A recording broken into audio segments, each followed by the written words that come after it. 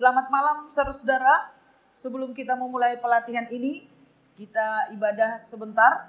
Kita memuji Tuhan dari Kidung Jemaat.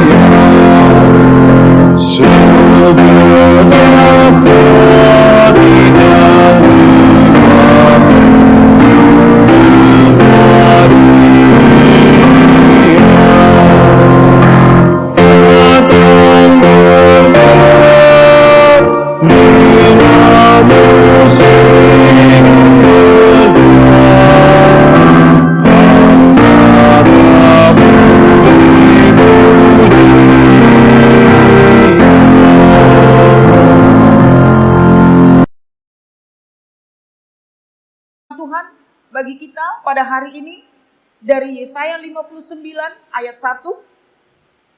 Sesungguhnya tangan Tuhan tidak kurang panjang untuk menyelamatkan, dan pendengarannya tidak kurang tajam untuk mendengar. Kita berdoa. Ya Tuhan Allah Bapa kami yang penuh kasih, yang kami kenal dalam nama Yesus Kristus, kami menyerahkan waktu ini ke dalam tangan-Mu, agar Engkau yang membimbing kami dalam pelatihan ini. Dalam nama Yesus kami berdoa. Amin.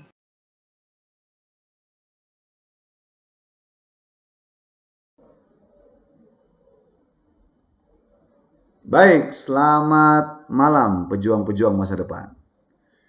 Doa kalian, usaha kamu itu, dengan doa yang kuat kamu doakan, dapat terwujud dengan baik. Jadi dengan cara seperti ini dalam pertemuan-pertemuan virtual begini pun, usaha kita itu diberkati selalu. Kalau kita mempunyai niat dan semangat, ya. Baik, selamat malam ya. Bertemu lagi dengan saya di sini, Pak Maraman, dalam pengkajian atau pembahasan soal-soal bahasa Indonesia. Tentunya akan kita kaji nanti. Ini kebetulan kajian bahasa Indonesia lebih dalam lagi, saya lihat ada yang perlu kita pelajari untuk bahas soal-soalnya. Baru kemudian pemahaman pembahasan soal-soal verbal, ya. Semua kita tes intelijensi umum ini yang berhubungan dengan verbal itu, yang sinonim, antonim, dan padanan kata, analogi kata, itu kita akan bahas lagi. Langsung aja, nggak usah berlama-lama. Baik, yang pertama tentang bahasa Indonesia tadi. Ya, kita mulai dengan topiknya. Yang pertama, materinya adalah kalimat efektif. Ya, kalimat efektif dan kalimat baku. Ini bukan hanya di soal-soal UTBK, tapi di soal-soal CPNS juga ada ternyata beberapa soal yang menyinggung tentang kebakuan kalimat, keefektifan kalimat. Nah, perlu kamu kuasai juga. Kemudian ada kalimat-kalimat aktif dan pasif dipelajari di dalam, dibahas itu soal-soalnya. Dan kemudian ada kata-kata peribahasa yang artinya, dan ini juga banyak ya peribahasa ya, tapi kita coba untuk melatih-latih di sini. Dan kemudian penggunaan frasa. Baik, kita mulai dari yang pertama, yaitu kalimat efektif. Apa itu kalimat efektif atau kalimat baku? Sebenarnya kalimat efektif atau kalimat baku itu sama-sama ya, sama-sama tujuannya adalah mengungkapkan kebenaran informasi. Jadi supaya jangan ada tanggapan yang berbeda. Makanya kalau koran sampai ke daerah-daerah, baik yang masyarakat awam sampai masyarakat yang profesor pun membacanya, pengertiannya sama. Mereka mempunyai informasi yang sama dapatnya, berarti kalimat itu sudah efektif. Itu keefektifan namanya. Ya, dia buat sebuah teknis ya, dalam sebuah keefektifan itu ada beberapa ya. Sebuah kalimat efektif itu ada beberapa cara untuk memenuhi sebuah keefektifan. Yang pertama, ada yang disebutnya kalau sebuah kalimat itu harus jelas ide pokoknya namanya. Apa itu ide pokok? Ide pokok itu adalah kejelasan subjek predikat di dalam kalimat. Itu ide pokok ya. Jadi contoh ya kita buat tuh yang tidak efektif. Ada kalimat seperti ini, kesannya formal ya, kesannya hebat gitu. Berhubung itu mengemukakannya juga minat kaum remaja semakin menurun. Nah ini kalau dilihat lebih dalam lagi, apa yang dibahas? Kita nggak tahu berhubung itu mengemukakannya minat kaum remaja, apanya gitu. Berarti ada yang hilang, ide pokoknya itu ada yang hilang. Apa yang hilang itu? subjeknya nggak kelihatan mana. Kalau berhubung itu keterangan, mengemukakan itu predikat. Ya, ini masuk keterangan berikutnya. Jadi subjeknya nggak jelas apa yang mau dibicarakan. Maka supaya ini kalimat efektif, harus jelas subjek predikatnya gitu. Maka kita buat seperti ini. Sehubungan dengan itu, nah kita kasih koma. Kenapa harus ada koma? Itu membatasi antara keterangan dengan subjek, keberadaan subjek gitu. Jadi kalau keterangan-keterangan aja dikasih koma, muncul subjeknya setelah koma itu. Atau keterangannya di belakang pun bisa ya. Jadi jangan sampai ada menutupi subjek gitu loh. Keterangan tuh nggak boleh menutupi subjek. Nah, kita lihat contoh tadi. Jadi perbaikannya adalah sehubungan dengan itu, ia juga mengemukakan bahwa minat baca kaum remaja semakin menurun. Jadi jelaskan siapa yang mengemukakan ia, ada orangnya gitu. Nah, juga mengemukakan tuh predikat dan kemudian ini objek. Bahwa ini perluasan objek ya, jangan salah apa. Ini bahwa perluasan objek dia jadi. Mengemukakan apa kan gitu ya. Nah inilah kalimat efektif syarat yang pertama. Jadi syarat pertama kalau kamu melihat sebuah kalimat efektif, baku, formal, itu subjek dan predikat harus jelas. Ide pokok namanya. Ide pokok kalimat tentunya ya. Kemudian kita lanjut lagi. Nah, selanjutnya yang kedua nih, ciri khas dari kalimat efektif tadi. Menggunakan kata-kata secara hemat. Ya, jangan mubazir ya. Jangan berlebihan. Kalau MC kita dengar berbicara. Peserta silakan maju ke depan. Ini udah mubazir. Ya, ke depan aja, maju aja kan gitu kan. Coba kamu tolong naik ke atas. Itu sudah mubazir juga. Ya naik aja atau ke atas saja. Kata-kata ini namanya pleonastis nanti atau berlebihan ya. Nah, kalau lihat definisinya kalimat efektif menggunakan kata-kata secara efisien, tidak berlebihan. Setiap kata yang digunakan memiliki fungsi yang jelas namanya. Contoh, kalau kita lihat tidak efektif, ini tulisannya tidak efektif. Beberapa karyawan KUR menyambut tamu dengan baik dengan saling bersalaman. Ini tidak efektif, ini ya, salah ketik ini ya. Tidak efektif beberapa karyawan-karyawan. Kan sudah banyak nih beberapa. Ngapain karyawan-karyawan lagi? Sama seperti para bapak-bapak, ibu-ibu. Kebanyakan itu ya. Nggak usah pakai para, bapak ibu aja udah cukup. Kan gitu kan. Sama seperti ini. Nggak usah pakai beberapa, hanya beberapa karyawan saja cukup. Menyambut tamu dengan baik. Ya kan? Menyambut tamu sangat baik. Boleh. Dengan, nah kan kalau ini kan menyambut tamu dengan baik dengan, ada double ini tangannya. Jadi diubah nih menjadi menyambut tamu sangat baik dengan bersalaman. Nah ini juga muncul nih. Dengan saling bersalaman. Kalau bersalaman itu sendiri kan sudah saling maknanya. Jadi nggak perlu kata saling muncul. Ini juga supaya hemat ya. Jadi menghemat kata tidak mubazir. Itu namanya pleonastis ilmunya. Nah berikutnya yang ketiga. Syarat keefektifan yang ketiga adalah kalimat itu harus logis. Harus logis. Makanya analogi kan ada kan. Penganalogian yang tepat gitu ya. Harus logis dan tepat, logika ya, harus benar, maknanya jelas. Nggak boleh ambigu gitu kalau gitu ya. Suatu kalimat dianggap logis apabila kalimat itu mengandung makna yang dapat diterima akal sehat. Kalimat itu bermakna sesuai dengan kaidah-kaidah nalar secara umum. Contoh ini ya. Kalau dibilang tidak efektif kalimat ini, jelas tidak efektif. Karena kalau kita pikirkan lebih dalam coba ya. Ayahnya mengajar bahasa Indonesia di sekolah kami. Siapa yang diajar ayahnya? Ya tentunya siswa kan, bukan bahasa Indonesia yang diajarnya. Ini kalau di sini kesannya bahasa Indonesia diajarinya gitu. Ada bahasa Indonesia diajarinya, nama siapa? Bahasa Indonesia. Nah ini kelogisannya tidak kurang tepat. Maka kita harus ubah dengan dua cara seperti ini. Ayahnya mengajarkan bahasa Indonesia kepada siswa tentunya di sekolah kami. Kan itu mengajarkan melakukan tindakan untuk orang lain. Itu cara efektif yang pertama. Jadi mengajarkan bukan mengajar. Karena mengajarkan apa? Mengajarkan bahasa Indonesia. Kepada siapa? Baru. Kalau mengajar bahasa Indonesia seolah-olah bahasa Indonesia hidup kan gitu. Nah ayahnya mengajari kami bahasa Indonesia. Itu boleh. Pak atau mekan berarti atau mui. Nah itu yang harus dilakukan. Jadi harus ada imbuhan supaya kelogisan tepat. Bukan semua ya. Ini tergantung kalimat gitu. Ya kan ini kelogisan bicara. Sama seperti ini. Kalau saya bilang buku itu. Ya, buku soal itu. Kita bikin bahasa buku soal-soal CPNS gitu. Buku soal-soal CPNS membahas cara-cara tepat. Ya. Buku soal PNS membahas cara-cara tepat. Emang bisa buku membahas? Kan nggak bisa kan? Yang membahas siapa? Orangnya, kita yang membahas. Perbaikan kalimatnya supaya efektif, supaya logis. Dalam buku soal-soal CPNS dibahas. Nah, baru jelas. Apa yang dibahas? Cara yang tepat tadi. Cara yang tepat jadi subjek. Gitu loh. Bukan yang dalam tadi ya, karena dalam kan keterangan. Nah, jangan sampai menutupi subjek kan tadi, bahasa yang pertama. Nah, begitu keefektifan itu begitu. Jadi harus logis, subjek harus jelas, hemat. Ini paling efektif ketiga ini kamu kuasai ya. Selanjutnya, kita akan bicarakan nanti kalimat aktif dan pasif. Tadi kalimat efektif dan bagus seperti itu aja. Kalimat aktif dan pasif itu ada aktif transitif, yang artinya kalimat aktif ini memiliki objek dan predikat dapat dipasifkan. Itulah kalimat aktif. Jadi dia kalimat yang bisa dipasifkan dan kalimat yang memiliki objek. Contoh, semua peserta memberikan pendapat yang sama dalam rapat itu. Pendapat yang sama diberikan semua peserta. Ya kan, diberikan peserta ya. Itu bisa dibalik gitu menjadi pasif. Nah, kemudian kalimat aktif intransitif. Kalau intransitif itu kalimat yang tidak memiliki objek dan predikatnya tidak dapat dipasifkan. Itu bedanya dengan transitif tadi. Kalau transitif tadi dia bisa dipasifkan, kalau intransitif tidak bisa dipasifkan. Sama-sama aktif ya. Contoh, panitia kegiatan bekerja sebaik mungkin untuk menyukseskan acara. Ingat, satu lagi tambahan saya dengan intransitif tadi, saya tidak bilang objek ya.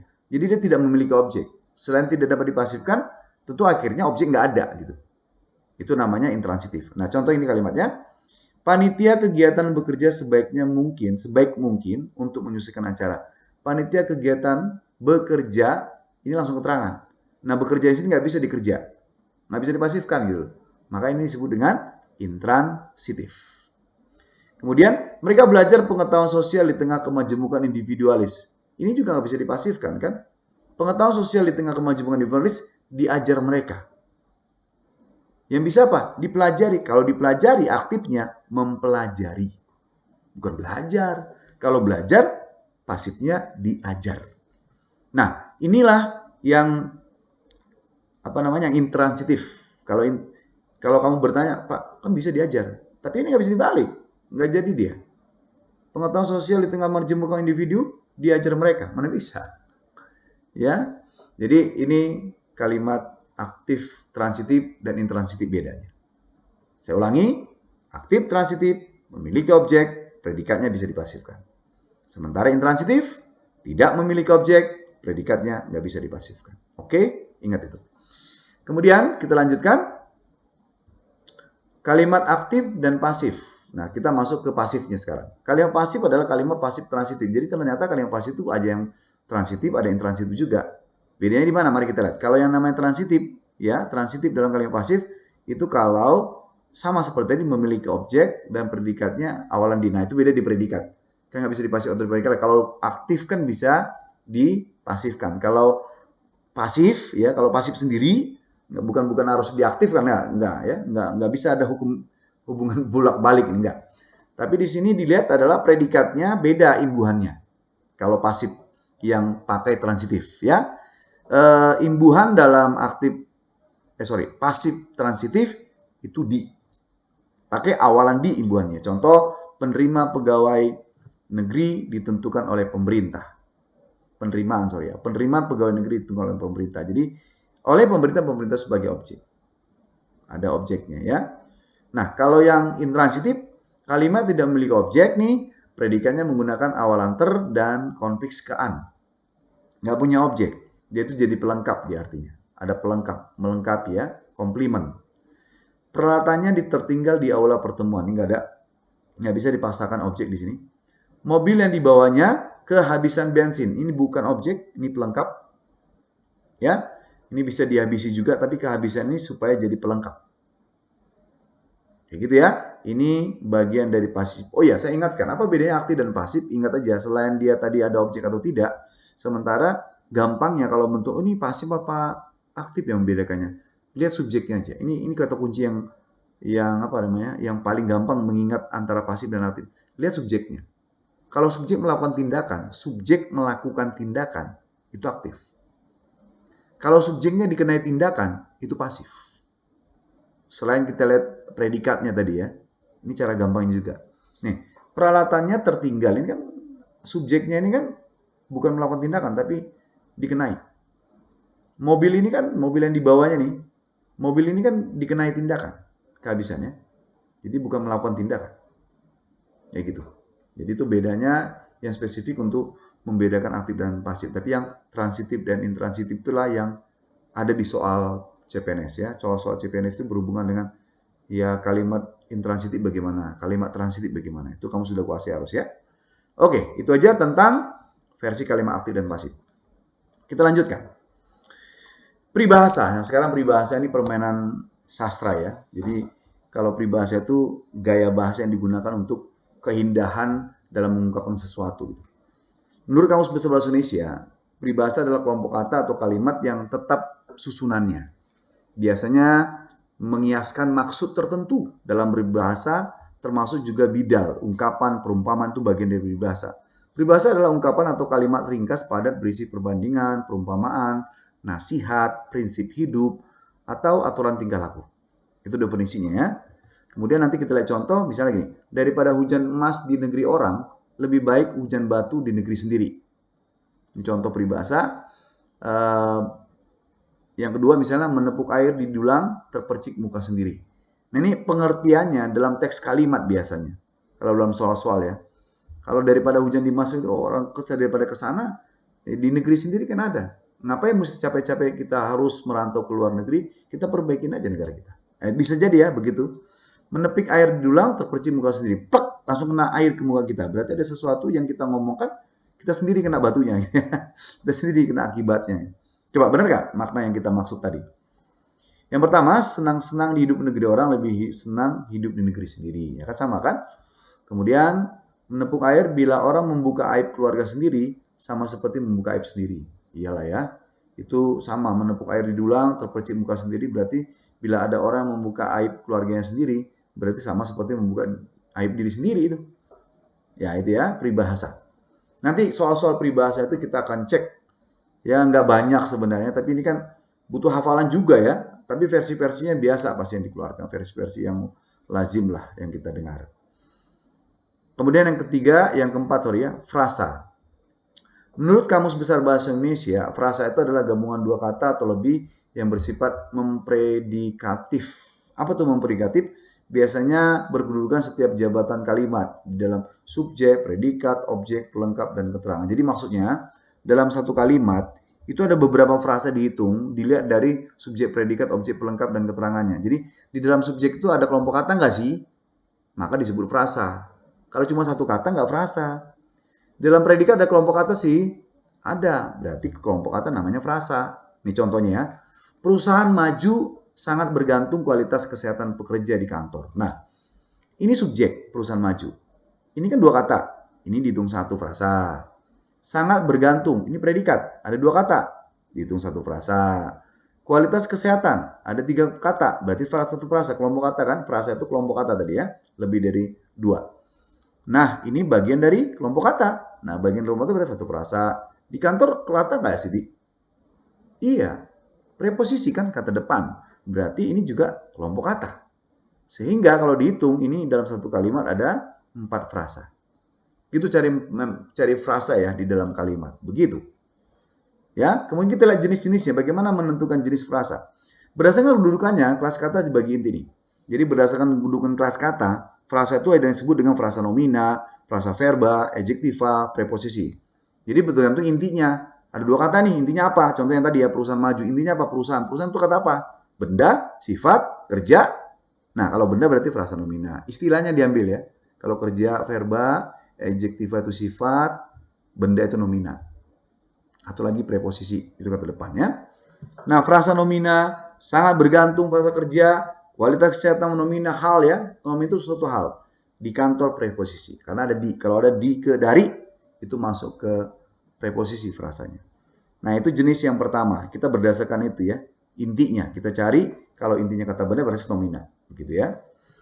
Yang kedua, berdasarkan kedudukannya, kedudukan inti maksudnya. di luar makna sebenarnya. Jadi berdasarkan kedudukan inti di luar makna, di luar dari kata-katanya. Ada dua kata nih, tapi bukan berdasarkan itu. Intinya di luar. Contoh buah hati, saya memiliki buah hati. Bukan berarti ada buah, ada hati, enggak. Tapi ini maknanya di luar. Anak kesayangan, kan enggak ada hubungannya dengan kata buah dan hati kan. Tapi ada kiasannya. Ini namanya disebut frasa idiomatik atau idiomatis ya.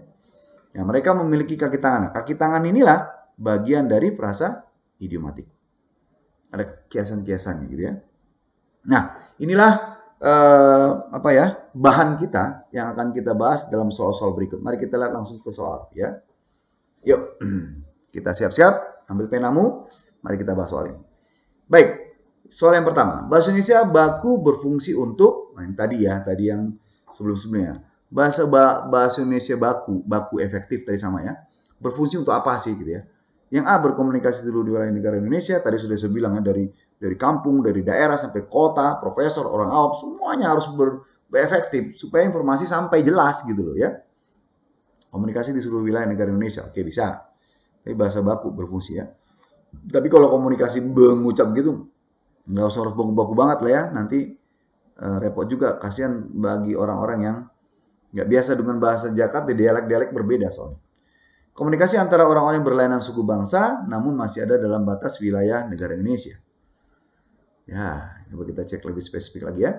Komunikasi dinas, resmi, dan di sekolah. Ini pasti. Kalau dipastikan. Nah, kalau komunikasi di terminal, di jalan raya, itu beda. Nggak harus baku-baku banget kan. Kalau ini udah pasti nih. Nggak mungkin dong di kedinasan kita ngomong yang sembarangan. Resmi apalagi, di sekolah apalagi kan. Ya harus formal. Komunikasi antara atasan dan bawahan. Oke, bisa lah. Tapi kalau di kantin mereka ngomong, beda lagi kan. Komunikasi secara nasional. Ya, bisa nih. Secara nasional bisa juga daerah ya. Tapi kita lihat nih, apa jawabannya? Lebih cenderung. Iya, cik, betul ya. Jadi berhubungan dengan resmi, bahasa Indonesia baku digunakan untuk komunikasi dinas, resmi, dan di sekolah. Baik dalam percakapan maupun surat menyurat. Yang tadi yang pertemuan ketiga kita bahas. Oke, inilah tentang bahasa Indonesia sebagai kalimat yang baku, penggunaan bahasa yang baku ya. Kita lanjut lagi soalnya. Berikutnya ada teks paragrafnya, coba kita cek. Kasihan sekali orang itu. Hanya sendirian ia ketika mengalami kesusahan. Tanpa ada saudara atau kerabatnya yang berusaha untuk membantunya. Wow, ini kayaknya mengartikan peribahasa yang coba kita cek. Pernyataan dapat diperibahaskan, diperibahsakan sebagai berikut. Air lalu kubang tohor, air kubang tohor, air mata jatuh ke perut, ini sedih banget nih kalau ini. Ini bisa jadi ya. Air diminum rasa duri, nasi dimakan rasa sekam. Wow, ini sakit banget juga. Sama ini. Air yang tenang jangan disangka tiada berbuaya. Wes, berbuaya. Jadi kalau orang diam itu jangan anggap dia orang yang nggak tahu ya, tapi hati-hati gitu. Air susu dibalas air tuba. Nah ini durhaka ya banget ya. Nah, coba kita lihat dari ke ini lebih cenderung ya. Air mata jatuh ke perut ini dia sendiri merasakan kesedihan yang gak ada orang lain bantu kayaknya. Ini juga sedih juga sih. Dan air diminum rasa duri, nasi ini kecewa banget maksudnya. Tapi yang berkaitan sih kayaknya B. Coba kita cek. Benar nggak? Iya, betul ya. Jadi peribahasa yang berarti sendirian ketika mengalami kesusahan atau penderitaan adalah air mata kejatuh dalam perut. Itu ya. Sendiri yang merasakan sedih. Yang B ya, udah jelas itu peribahasanya. Kita lanjut lagi. Ya, soal berikutnya adalah makna peribahasa udang tak tahu bungkuknya. Yalah, nggak pernah binatang tahu bagaimana bentuk dia kan. Tapi ini kan peribahasa ya, bagaimana orang lain nggak tahu tentang dirinya. Mari kita lihat. Iya, ini dia. Orang tidak menyadari akan kebaikan dirinya sendiri. Orang tidak menyadari keberuntungan dirinya sendiri. Orang tidak menyadari akan kemalangan diri sendiri. Orang tidak menyadari akan keunggulan dirinya sendiri. Orang tidak menyadari akan keburukan dirinya sendiri. Ini kayaknya, benar kan ya? Makna peribahasa udang tak tahu bungkuknya adalah orang yang tidak menyadari akan keburukannya sendiri. Ya, keburukannya sendiri itu maksudnya. Kita lanjut lagi. Soal berikutnya. Penulisan partikel pun yang tepat di bawah ini adalah, ingat partikel pun, ini belum masuk kemarin, tapi ini bagian dari yang baku juga nanti efektif. Pun, nanti ada penjelasan di sini, pun digunakan dalam konjungsi, itu pun kalau konjungsi ya, digabung. Tapi di luar dari konjungsi, itu dipisah. Maka kalau kita lihat biarpun di sendirian, ini konjungsi. Sekalipun bagaimanapun ya kan. Ini bagian dari konjungsi. Nah, ini harusnya ini udah benar ya, harusnya digabung betul. Apapun itu pun di sini bukan konjungsi, tapi apa saja. Jadi kalau pun itu lebih gampang membedakannya. Kalau partikel pun supaya kita tahu itu dipisah atau tidak, ada juga cara yang lain. Selain tadi konjungsi semua, kalau konjungsi semua itu digabung ya. Ada juga versinya pun ini bisa diganti dengan juga gitu. Kata juga atau saja. Kalau bisa diganti juga atau saja itu berarti kata bisa dipisah gitu. Makanan apapun berarti makanan apa saja berarti punnya dipisah. Selain nanti penjelasan berikutnya. Sekalipun, nah ini. Bagaimana dengan sekalipun? Hati-hati dengan kata sekalipun. Ada dua versi sekalipun ini.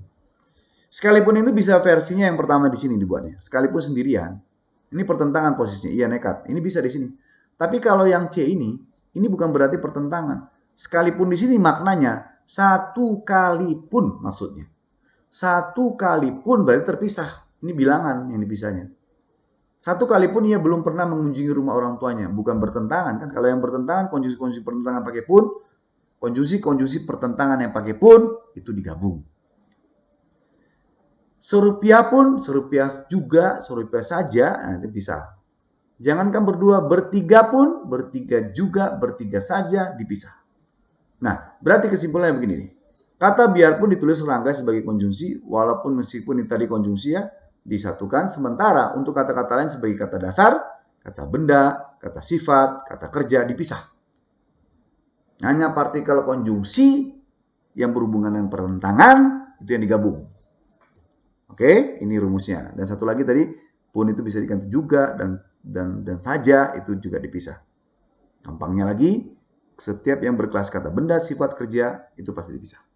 Ya, jawabannya A, udah benar. Kita lanjut lagi. Kemudian, di antara kalimat-kalimat berikut, manakah kalimat yang berkonotasi baik? Ya, berkonotasi baik, berkonotasi negatif, kan ada kan? Kita tinggal melihat aja. 3 serdadu Belanda tewas dengan serangan mendadak dilancarkan perjuangan Indonesia. Oke, tewas nih kan. Naas nih bahasa nilai rasanya. Cut Nyak Mutia wafat dan dimakamkan. Nah, ini yang lebih nilai rasanya lebih tinggi ya dibandingkan dengan tewas tadi. Lelaki tua itu mati. Waduh, mati lebih rendah lagi nilai rasanya. Bangkai perampok itu terbujur kaku, bangkai lagi coba. Ya kan, udah ini nilai rasanya rendah banget. Anak kecil itu mati juga begitu. Nah, berarti yang konotasi yang baik kedengarannya itu wafat. Ya kan? Coba kita cek penjelasannya. Kata konotasi bermakna kata kiasan tidak sebenarnya berbeda dengan kata denotasi yang bermakna arti sebenarnya. Jawabannya B betul tadi ya. Jadi ini kata wafat ini nilai rasanya lebih tinggi, konotasinya lebih positif lah. Oke, kita lanjut lagi. Berikutnya, di antara kalimat-kalimat berikut, manakah yang merupakan kalimat baku? Nah, kita masuk ke kalimat baku lagi. Mereka jebak pencuri itu hingga akhirnya terperangkap atau tertangkap. Harusnya menjebak, ini gantung dia. Mau buat pasif, nggak jelas. Mau aktif, nggak jelas juga. Jadi harus lengkap. Mereka jebak, harusnya mereka menjebak gitu lah. Lebih lengkap harusnya. Situ, loh situ siapa? Lo, gue. Situ ini bahasa sehari-hari ya. Situ sudah lama menunggu adikmu di tempat ini, katanya gitu kan? Enggak ya? Ya nanti ada perbaikan. Ia teriak-teriak hingga suaranya serak. Ya cukup hanya ia berteriak saja atau ya berteriak seharusnya. Berjalan cepat agar tidak terlambat, ini gak ada masalah. Dua anak itu berantem itu bukan baku ya, berkelahi gitu ya. Oke, coba kita cek benar gak pembahasan saya tadi. Ini jebak, benar ya, menjebak. Situ diganti dengan Anda. Teriak-teriak diganti dengan berteriak, sudah benar ya, ini sudah benar. Berantem berkelahi, jawabannya dodol. Gak ada masalah di situ ya. Kita lanjut. Soal berikutnya, pengarang itu menyerahkan naskah karangan kepada kepala redaksi penerbit Citra. Bentuk pasif dari kalimat tersebut adalah, ingat, cara memasifkan, cara cepat dan cara gampangnya, ini aja tinggal ubah nih. Menyerahkan itu jadi diserahkan. Sehingga objeknya ini jadi subjeknya nanti ke depan. Itu udah pasti. Ya, naskah karangan ini jadi subjek. Pengarang itu jadi objek. Gitu aja. Yang mana seperti itu? Naskah karangan, oke ini ada ya. Tapi langsung kepala, nggak ada pengarangnya, kemana dia pergi? Naskah karangan itu pengarang, oh ini bisa. Kepala redaksi, naskah pengarangan nih. Naskah pengarang, oh malah di sini posisinya. Berarti inilah, udah pasti ya. Nah, coba kita cek. Bentuk pasif adalah bentuk kalimat subjek dikenai pekerjaan. Itu tadi ya. Jika kalimat aktif diubah bentuk menjadi pasif, objek berubah menjadi fungsi menjadi subjek. Nah, itu yang saya bilang tadi ya. Maka lebih tepat yang ini. Yang B ini kan, betul kan? Jadi naskah karangan itu, ini tadi ya, naskah karangan itu diserahkan pengarang kepada kepala redaksi penerbit citra.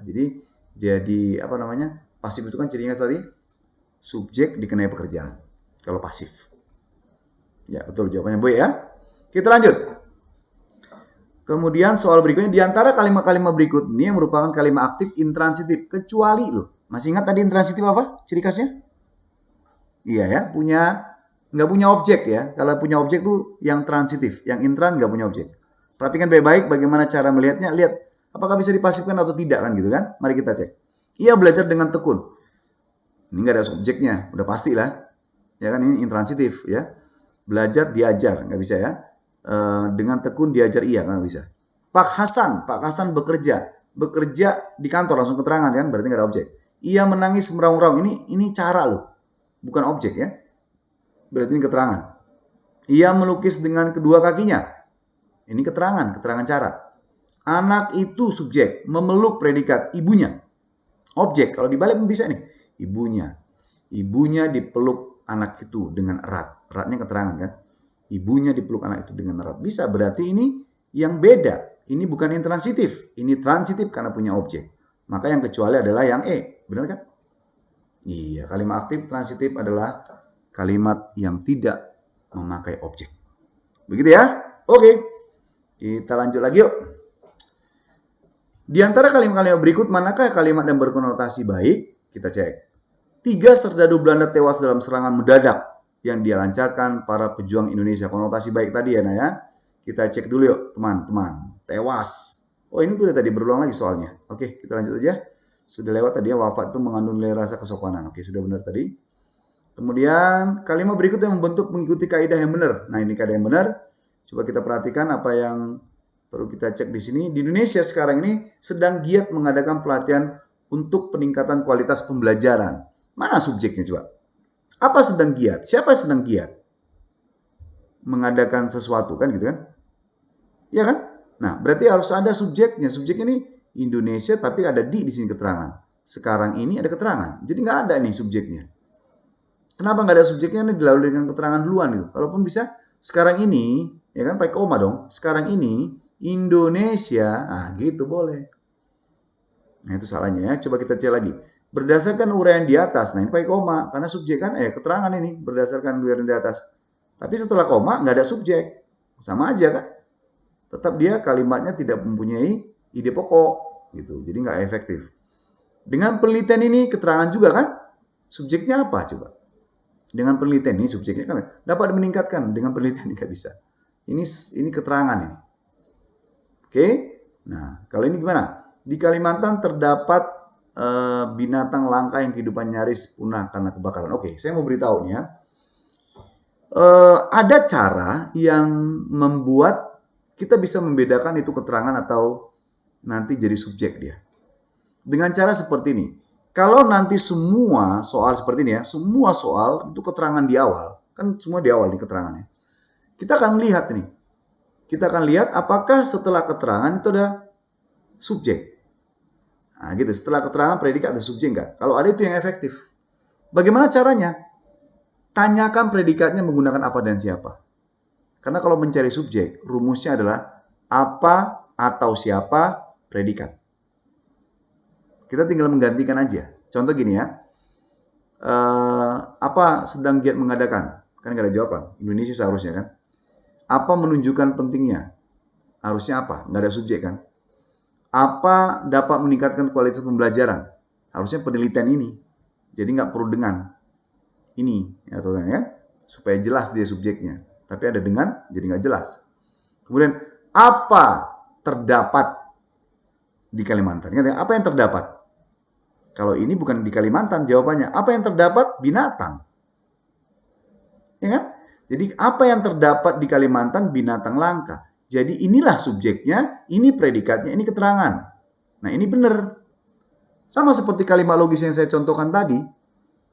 Masih ingat? yang tadi saya bilang buku soal CPNS membahas cara tepat. Buku soal CPNS membahas secara tepat. Ini kan nggak logis kan? Nggak mungkin ada buku membahas soal. Maka kita buat keterangan di awal. Dalam buku CPNS itu, ya kan? Dalam buku CPNS itu dibahas cara tepat. Jadi cara tepatnya subjek sesuatu jadi itu. Jadi karena di keterangan, ini predikat yang berubah menjadi pasif dia, itu setelah predikat itu disitulah subjeknya berada. Ya, ini makanya begitu dia. Nah, ini makanya begitu. Terdapat apa? Terdapat Kalimantan. Kan nggak mungkin ngejawabnya begitu. Apa terdapat? Terdapat apa kan? Apa atau siapa plus predikat. Apa terdapat?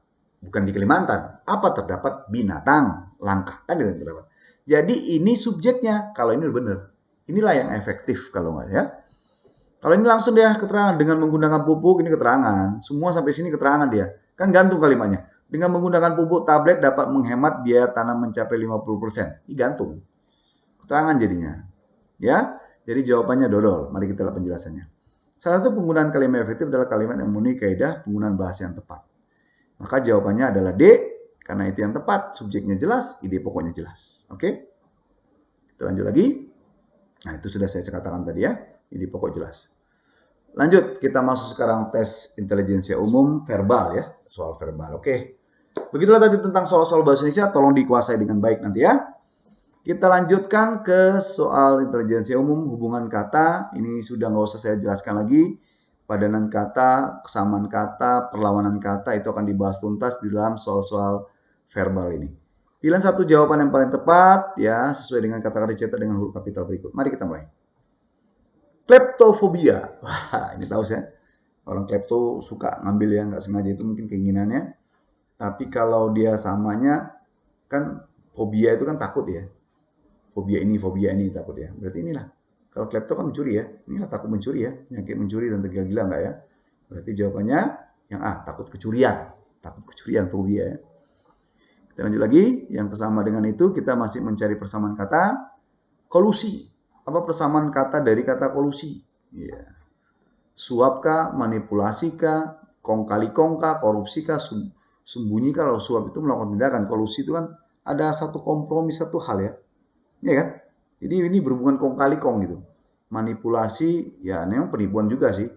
Sembunyi ya memang diam-diam gitu ya. Tapi kalau adanya kelompok sedang berdiskusi melakukan sesuatu itu namanya kolusi. Ya coba kita cek. Betul jawabannya cantik.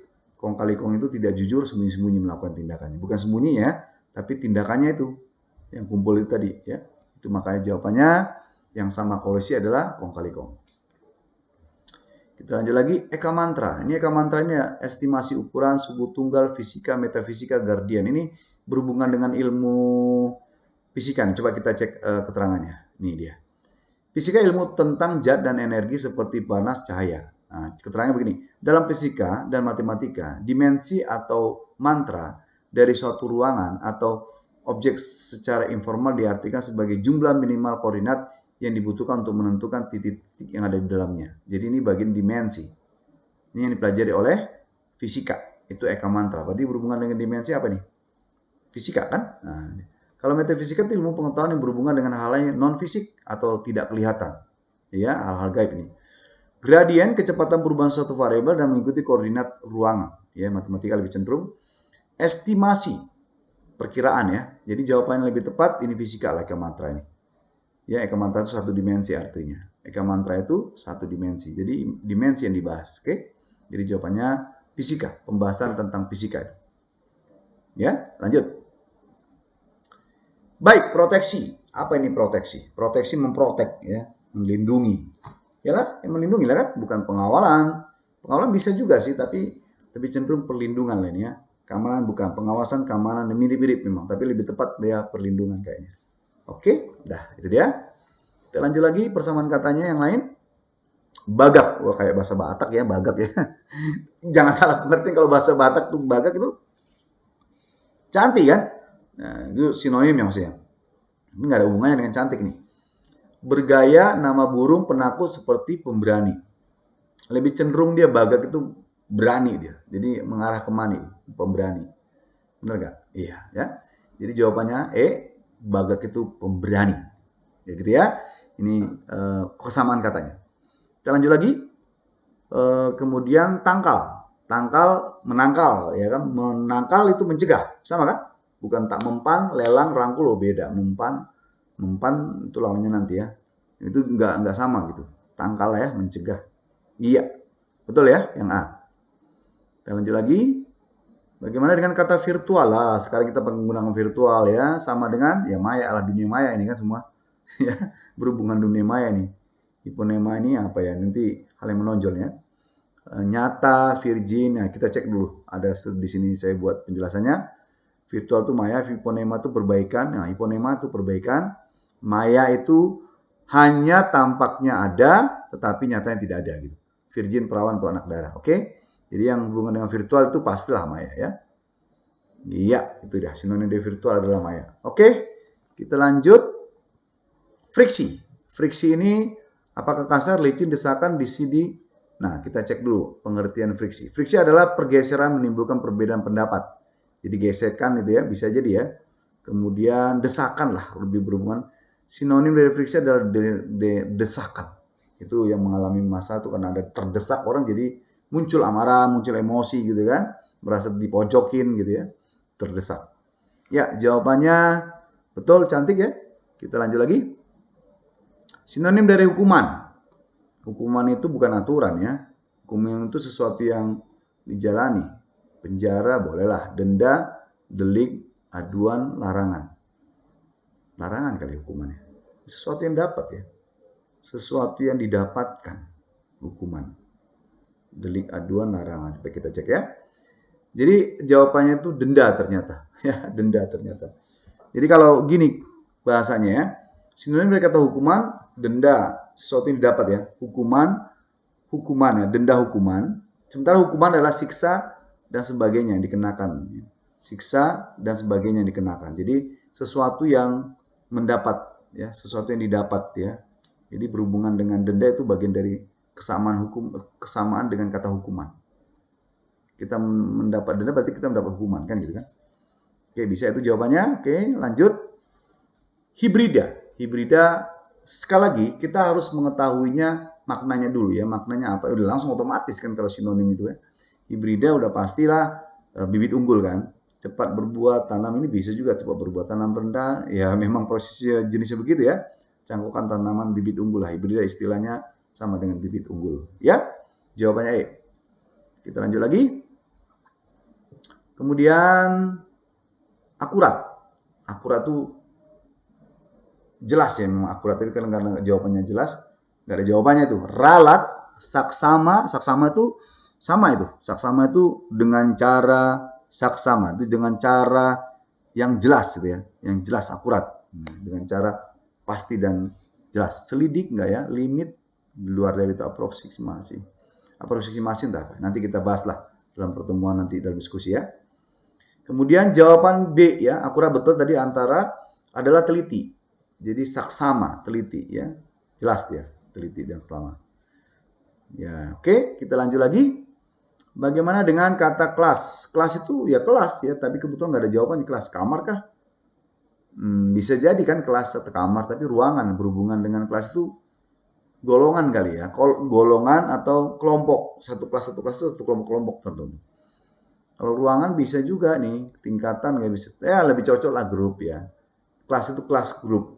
Kelas ya. Iyalah, satu golongan, satu kelas, satu golongan, satu grup gitu ya. Ya, gitu state, nggak kamar, ruangan itu beda pengertiannya. Oke, kita cek dulu. Betul ya, kelas itu golongan atau grup sama artinya dengan golongan. Grup atau sama dengan golongan. Ya, jawabannya itu. Kita lanjut lagi. Canggih. Nah, canggih cerewet bahasa Jawa gini ya. Cerewet, bawel itu canggih. Tapi dalam konteks ini kita mau lihat nih. Canggih itu sulit bisa, mutakhir bisa. Kompleks bisa juga sih. Sophisticated ini apa nih? Sukar nanti kita bahas kalau sophisticated ya. Nah, berarti kalau kita lihat dari kesamaannya ini lebih cenderung ke canggih ya. Oh, ini kebetulan artinya sama dengan canggih ya. Sophisticated itu sang canggih artinya sama. Itu arti langsung ya, harfiahnya. Ya, walaupun ini mirip-mirip dengan kondisi itu, sukar, sulit itu bagian dari canggih, tapi ya ini pengertian langsung lah. Jawabannya yang A ya, itu canggih. Kita lanjut, otodidak. Otodidak ini memang kalau kita menggunakan bahasa awam kita, otodidak itu tidak belajar dengan orang lain, tapi belajar sendiri ya. Jadi dia tahu secara alami. Coba, yang mana itu? Rehabilitas, kerusakan tulang, cara belajar siswa aktif, pendidikan luar biasa, cara mengajar anak tunagrahita, maju dengan belajar sendiri. Ini ya belajar sendiri yang berhubungan dengan otodidak itu belajar sendiri kan? Kita cek. Nah betul ya, autodidak. Jadi tulisan yang benar itu auto ya. Autodidak adalah orang yang mendapat kalian belajar sendiri. Ya, dia secara otodidak belajar sendiri dengan dirinya. Oke, kemudian kita lihat lagi. Latif, apa tuh latif? Nih, atraktif, bersahaja, aktif, natural, indah. Latif. Nah, kita lihat dari pengertiannya dulu. Latif itu halus, lembut, cantik. Jadi yang berhubungan dengan indah lah ya. Latif itu halus, lembut, cantik. Tolong dipahami nanti atraktif itu tolong dicari nanti kata-kata aslinya apa ya, bahasa, dan sering-sering dibuka kamus nanti untuk mengartikan ini. Kita akan bahas nanti dalam ruang diskusi ya. Kita lanjut lagi, gaji. Yang berhubungan dengan gaji ini bisa honor, bisa bonus, bisa tunjangan, bisa pekerjaan. Oh, pekerjaan enggak lah ya, pencarian enggak lah ya. Inilah, ya ini bisa honor, bonus, tunjangan, tapi yang pasti ini honor. Gaji itu honor kan udah pasti nih. Bonus bisa tapi di luar. Jadi intinya kalau honor itu tiap ada apa ya? Terus dia berlangsung ya kan? Tiap bulan gitu. Kalau bonus kan kadang-kadang ya. Atau mungkin kalaupun tiap tahun palingnya. Bukan tiap bulannya diberikan yang dilangsungkan ya. Tunjangan juga begitu kan. Nah berarti yang lebih lanjutnya terus honor. Ya mari kita lihat. Apakah benar? Nah ya, gaji adalah upah kerja yang dibayar dalam waktu yang tetap nih. Bicara tentang waktu tetap. Jadi makanya sama dengan honor itu tadi. Ya, kita lanjut dengan antonim sekarang. Perlawanan kata. Mari kita lihat. Pilih salah satu jawaban paling dekat dengan artinya lawan katanya dicatat dengan huruf. Ingat, sekali lagi saya ingatkan. Kalau lawan kata memang agak capek kita mencari karena memang kita cari arti kemudian kita cari lawannya ya. Kamu harus tahu artinya dulu. Kita lihat. Anggara artinya apa? Anggara kalau dalam pengertiannya itu adalah buas, liar. Maka yang cocok dengan lawan katanya adalah jinak tentunya kan. Anggara jinak, enggak kasih, enggak gembira, sengsara, enggak lunak, enggak jinak. Ini anggara ini buas, maka lawannya adalah jinak. Ya, pasti ini lawannya ya. Jadi kita tahu artinya dulu. Kita lanjut terkatung. Terkatung-katung. Berarti terkatung itu gantung ya. Terkatung-katung. Melayang bisa. Tapi ini kan lawan ya. Lawan kata ya pasti belum tentu ya. Ombak. Ini berhubungan di ombak sih ya. Terperosok. Enggak, udah tenggelam. Terbenam, terbelah. Ini bisa nih terperosok dan terbenam ini. Tapi hubungannya dengan air itu berhubungan dengan terbenamnya. Ya inilah.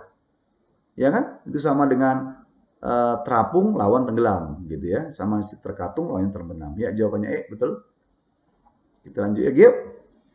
Nah bagaimana dengan yang ini? Kita cek dulu jawab soalnya. Perintis. Perintis itu sama dengan pionir. Orang yang memulai ya. Pionir juga memulai. Pembawa betul sama generasi. Nah pewaris ini enggak. Pewaris ini orang yang mendapatkan warisan. Orang yang memberikan warisan kan. Pewarisan. Jadi dia bukan pemula tapi sudah mendapat warisan. Yang memberi orang yang memberi warisan. Jadi bukan pemula ya. Pendahulu bukan ya, itu orang yang terdahulu. Ini pemulai, ini mulai soalnya. Nah, mana itu yang sama dengan itu? Ya, perintis adalah orang yang memulai pekerjaan, lawannya pewaris, orang yang mewariskan. Oh ya, orang yang mewariskan kan?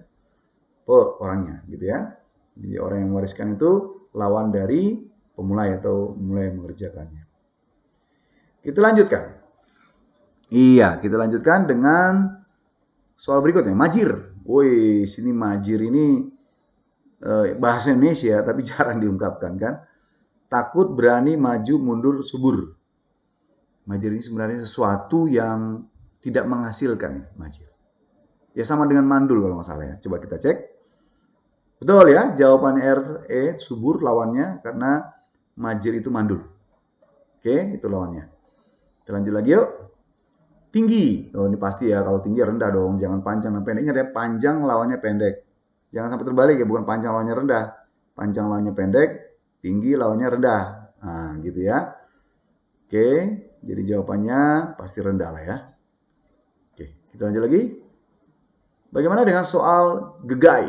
Apa tuh gegai? Harus tahu dulu gegai ini apa. Jangan kita langsung jawab, kita nggak tahu cari artinya. Lalu dalam kamus gegai itu adalah mudah lepas. Berarti yang kuat dong, ya kan? Gegai itu mudah lepas, yang kuat. Kalau sahih itu yang benar ya. Sahih itu benar. Petir udah tau lah, lemah, kuat. Nih, sahih benar kebenarannya. Kebenaran lah sahih. Baik, itu pengertian dari soal ini. Gegai itu tadi kuat. Gegai itu kuat, maka jawabannya adalah mudah lepas. Ya, gegai itu mudah lepas, Gegai itu mudah lepas ya.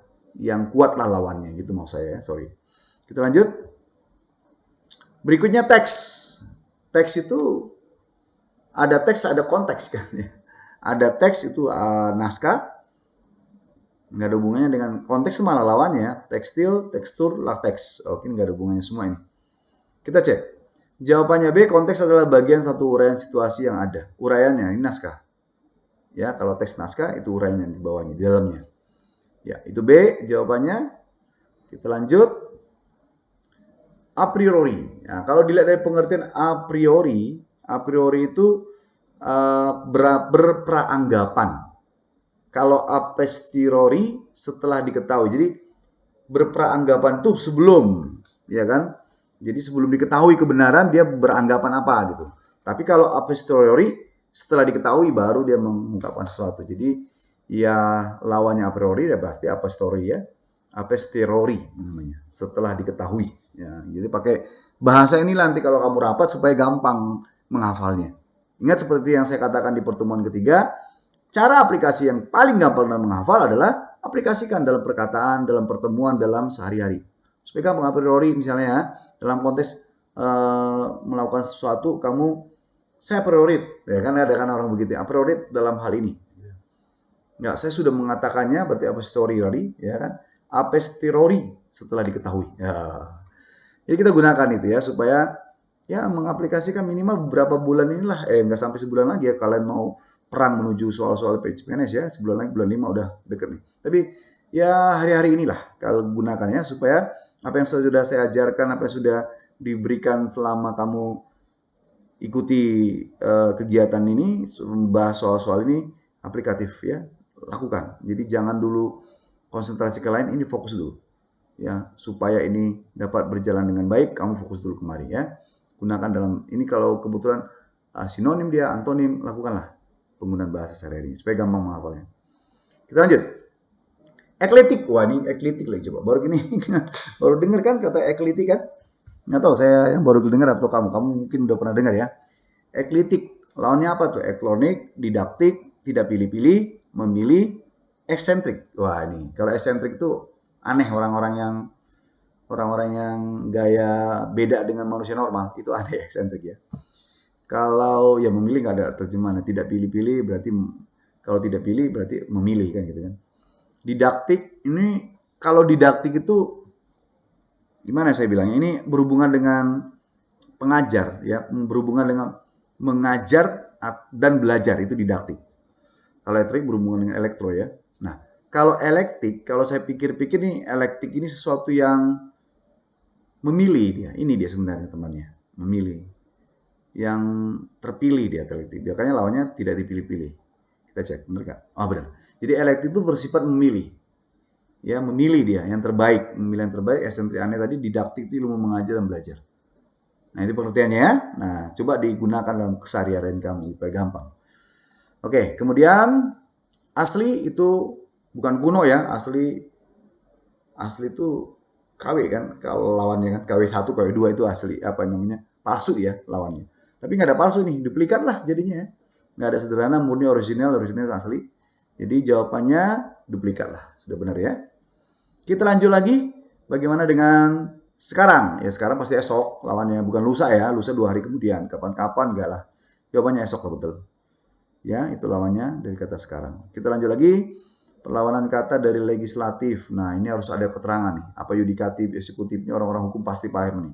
Eksekusi beda lagi ya. Persyaratan implementatif. Nah, ini penjelasannya. Saya jelaskan. Legislatif adalah berwenang membuat undang-undang. Yudikatif bersangkutan fungsi dan pelaksanaan lembaga peradilan. Eksekutif berkenaan dengan pengurusan atau penyelenggaraan. Nah ini dia.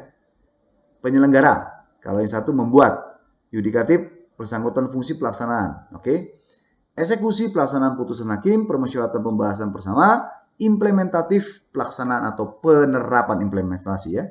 Jadi yang menjadi lawan legislatif itu namanya eksekutif. Yang menyelenggarakan kan? Itu lebih tepat ya. Jawabannya B, eksekutif. Oke, kita lanjut lagi. Kemudian kebijakan. Kebijakan ini kebajikan bisa, keputusan bisa, kekacauan. Oh, ini kekacauan enggak ya? Kerancuan, kecerobohan. Nah, ini lebih cenderung kecerobohan lah. Orang nggak bisa jadi kena ceroboh pasti kan. Nanti jawabannya cerobohannya, itu lawannya gitu loh. Kita lanjut lagi, konklusif. Konklusi ya berhubungan dengan konklusi ini simpulan ya. Tapi kita cek, nanti sudah saya jelaskan di sini. Konklusif menyatakan simpulan berpendapat. Eksklusif terpisah dari lain khusus ya. Persepsi, tanggapan, proposisi, rancangan. Nah ingat nih, menyatakan simpulan. Berarti sudah selesai dong. Sudah ada hasil, ini masih rancang. Berarti proposisi nih. Elusif, sukar dipahami. Kolusi, kerjasama rahasia untuk maksud yang tidak terpuji. Nah, jadi kalau ini coba dikuasain ini ya. Dikuasain nanti dibuka-buka lagi. Bila perlu kalau mau screenshot atau mau cari di pengertian di KBBI. Kadang gini, oh ya saya beritahu. Karena di KBBI itu ada kata-kata yang tidak ada di sana penjelasannya. Makanya saya gunakan terjemahan dalam bahasa Inggris juga nih. Atau istilah-istilah lain dalam search internet, Wikipedia, segala macam saya buka itu. Karena nanti di KBBI ada bahasa yang tidak dijelaskan di situ. Nggak ada ditemukan. Ya, jadi kita harus cari versi lain, buku lain gitu. Ya inilah elusif, sukar dipahami, kolusi ini gampang pasti ada nih, proposisi, rancangan usulan. Jadi kalau yang tadi menyatakan simpulan berarti rancangan dong lawannya kan? Iya, berarti benar nggak? Kita cek. Iya, proposisi ya, rancangan. Kita lanjut. Nah, sekarang kita masuk analogi nih. Iya, padanan kata. Yuk kita cek. Ini nggak usah saya baca lagi. Sini sudah berulang kali ya, padanan kata kemampuan untuk. Pada tipe soal ini kemampuan larar mutlak diperlukan. Nah, itu sudah pernah saya baca pasangan pada soal dan jawaban. Kita langsung aja. Kombinasi bentuk soal analogi ada 3 jenis ya. Ini berulang-ulang saya ingatkan. Ini harus kamu kuasai walaupun dia secara teoritis. Inilah bentuk soal yang berhubungan dengan analogi. Diketahui pasangan pertama, ditanyakan pasangan kedua. Itu ya. Yang kedua, diketahui pasangan pertama dan salah satu dari kata pasangan kedua diambilnya. Kemudian yang ketiga, diketahui hanya salah satu kata pada kedua pasangan itu. Ya, baik kita lanjut ke soalnya. Padanan kata analogi. Air haus. Ini kait-kaitkan aja.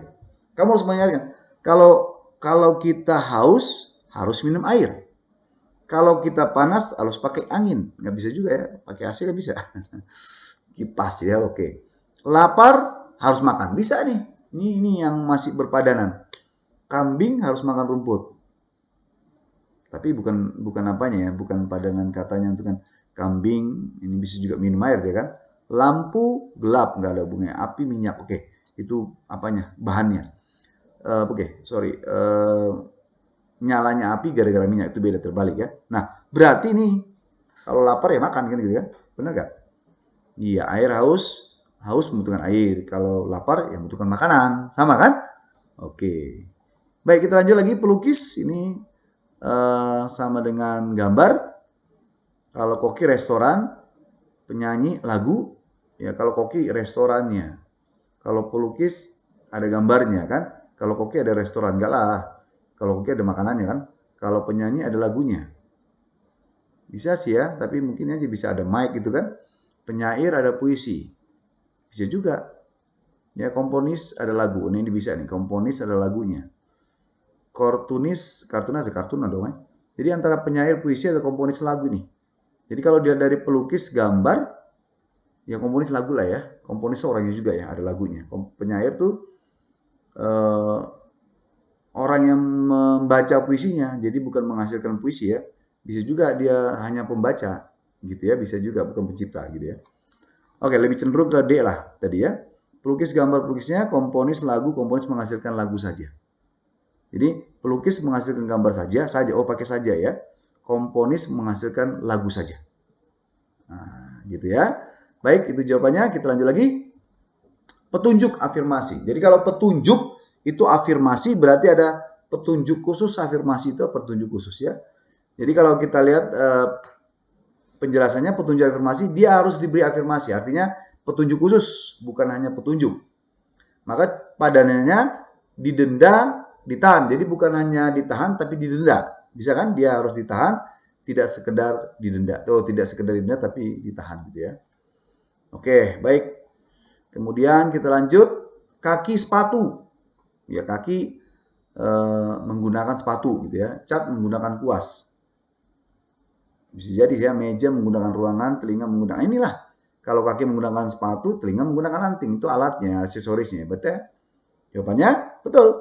Sepatu dikenakan di kaki, telinga dikenakan di telinga gitu ya. Anting dikenakan telinga begitu ya. Dikenakan ya bahasanya. Oke, kita lanjut ke topi dikenakan kepala. Bisa juga nih ya. Tapi bukan dikenakan, ya, bukan melekat dia. Ini kalau ini melekat, ini kan enggak nih. Ini melekat juga. Tapi ini ada alat kepala, telinga, anting. Ini mirip ya, bisa juga ini. Tapi perbedaan yang tipisnya bukan hanya kalau topi di kepala soalnya. Iya enggak? Ada kan yang lain ya? Selain ikat kepala kan gitu kan. Yang di kepala ya. Jadi banyak kondisi aksesorisnya. Kalau anting udah pasti dilekatkan ya. Ya makanya lebih cenderung lah telinga dan anting. Kita lanjut lagi yuk. Nah, baik, koran, makalah, buletin. Nah, ini kayaknya kalau nggak salah di pertemuan kedua ini udah pernah nih. Koran, makalah, buletin ini berhubungan dengan media kan. Jadi berhubungan dengan media apa? Satu lah. Koran, makalah, media. Kalau restoran, hotel, restorannya nih yang nggak berhubungan ya. Hotel hospital masih berhubungan. Penginapan gitu. Cat, kuas, lukisan. Ini lukisannya nanti nggak ini ala-ala lukis ya, alatnya berarti lukisan. Sendal, sepatu, kaos beda, air, roti, singkong, jauh. Bus, kereta api, nah ini berhubungan dengan transportasi kan? Ya, bus, kereta api. Oke, coba. Iya, koran, makalah, buletin sama-sama media, bus, kereta api sama-sama kendaraan umum. Oh ya, berhubungan dengan kendaraan umum. Oke. Ya, kita lanjut lagi. Busur sama dengan garis. Apa sama dengan itu? Padanannya terbenam, terbit, tangkap, lempar, tombak, busur, busur panah, relatif, absolut. Nah, baik. Kalau busur kan lengkungan ya. Kalau garis lurus nih. Nah, kan itu kita lihat. Terpendam, tangkap, lempar, tombak lurus, busur nih. Inilah. Ini busur itu kan sama dengan ini, busurnya di garisnya. Panah lurus kan? Oke, inilah dia yang D kayaknya. Jadi busur guris, busur melengkung, garis melengkung. Busur melengkung, garis melengkung.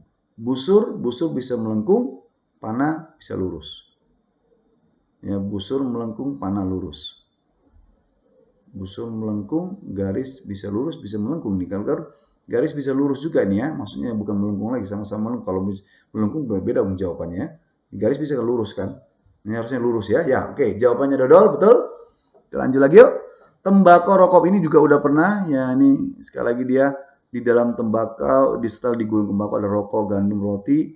Inilah sama ya dengan ada gandum, roti berasal dari gandum dan dimakan. Nah, ini proses sama. Jadi yang berkaitan dengan tembakau rokok, padanannya kata yang sama adalah yang A, gandum, roti, makan. Ya, ini sudah kita pernah bahas ini. Ini dia, dan gandum dia, sudah ini penjelasannya sama ya. Tembakau adalah bahan rokok, rokok dinikmati dengan dihisap, gandum, roti, makan, gandum adalah bahan baku roti, roti dinikmati dengan cara dimakan. Oke, baik, kita lanjut lagi. Ada 4 slide lagi nih, ya. Oke, berikutnya kita lanjut mulut. Kalau mulut tuh jeleknya tuh monyong nih ya. Jadi monyong itu mulut ya. Kalau leher jenjang, bisa juga indah kan kalau jenjang. Mata hitam, oke, masih bisa. Dahi, muka, oke. Hidungnya nih pesek, ya kan? Jeleknya itu. Nah, coba cek benar ya. Mulut monyong, mulutnya kurang indah jika monyong. Nah, gitu ya. Hidung pesek, hidungnya kurang indah jika pesek. Kayak gitu ya. Ada di situ prosesnya. Betul, jawabannya E. Kita lanjut lagi. Ini sudah ada jawabannya. Penghormatan, jasa, insentif. Jadi kalau penghormatan, jasa, mempunyai jasa akan diberikan penghormatan. Ya, mempunyai prestasi akan diberikan insentif. Berarti betul prestasi. Ya, ini padanannya katanya ya. Oke, kita lanjut lagi. Berikutnya. Tubuh. Tubuh membutuhkan pakaian, kurva alam, lidik sapu, Meja menunjukkan kotak, nggak juga. Buku ada sampul. Oh ini bisa nih, buku ada sampul, tubuh, pakaian. Oke. Jalan garis. Jalan garis. Oke, kita coba cek ya. Tubuh ada pakaian, tubuh diselimuti dilindungi oleh pakaian, buku disampul oleh sampul. Itu benar. Ya, buku ya disampul dilindungi oleh sampul, tubuh dilindungi oleh pakaian. Sama ya lapisannya. Kita lanjut. Berikutnya air menguap. Oh ini pernah nih, salah kemarin ya. Air menguap. Es mencair, betul. Panas memuai, jatuh pecah, uap hujan, laut mendung. Mana nih? Ada proses lah, proses ini ya, proses apa ya dalam fisika ada nih namanya. Ini disebut dengan air menguap, air dipanaskan menguap, es dipanaskan mencair. Oh sama-sama dipanaskan ya. Es dipanaskan mencair, air dipanaskan menguap. Ya betul, yang A ya, ini jelas itu. Selanjutnya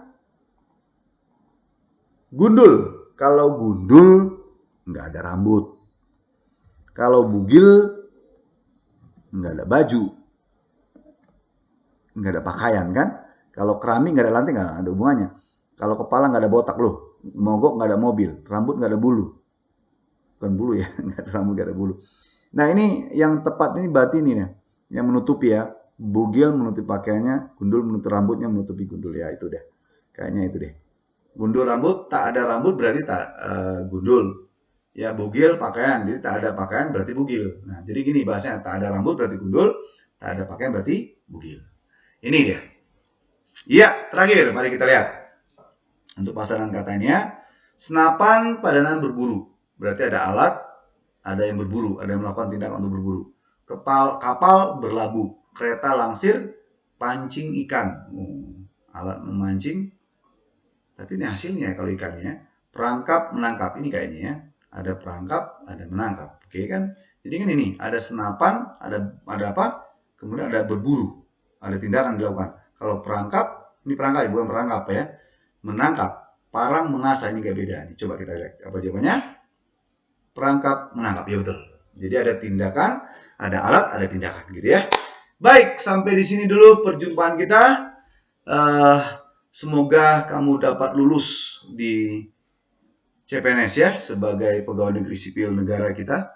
Dan tolong apa yang kamu sudah pelajari, doakan supaya kamu dapat mengingatnya. Dan khusus pelajaran yang berhubungan dengan verbal ini, kamu terapkan. Dengan cara apa? Aplikasikan dalam perkataan dan perbuatan dan ajarkan kepada orang lain. Supaya apa yang kamu hafalkan dapat teraplikasi sehingga otomatis dia merekam alam bawah sadar kamu. Itu yang dapat saya sampaikan. Dan semoga kamu berhasil. Tuhan memberkatimu. Sampai jumpa di waktu dan gelombang yang sama. Salam sehat. Oke.